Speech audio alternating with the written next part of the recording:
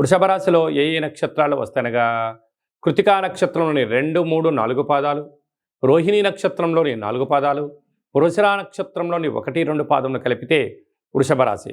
చాలామందికి పుట్టినటువంటి కాల సమయంలో డేటా ఆఫ్ బర్త్లో లేనటువంటి కారణం వలన పేరు యొక్క మొదటి అక్షరాన్ని అనుసరిస్తూ రాశిని తెలుసుకునే ప్రయత్నం చేద్దాం.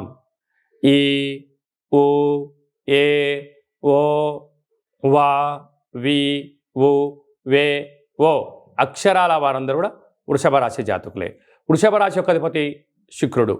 వీరికి 5వ స్థానంలో కేతు, రాజ్యస్థానంలో కుజుడు మరి శని సంచార స్థితి, లాభస్థానంలో బుధుడు, శుక్రుడు, రాహు సంచార స్థితి, వ్యయంలో రవి, గురు సంచార స్థితి ఉండడం వలన వృత్తులలో, ఉద్యోగాల్లో, వ్యాపారాల్లో మంచి మంచి అవకాశాలు కనపడుతున్నాయి. కాకపోతే అది విజయమా అపజయమా అనేటువంటిది మీరు వ్యక్తిగతంగా ఆలోచించే పరిస్థితి ఉండగలగాలి.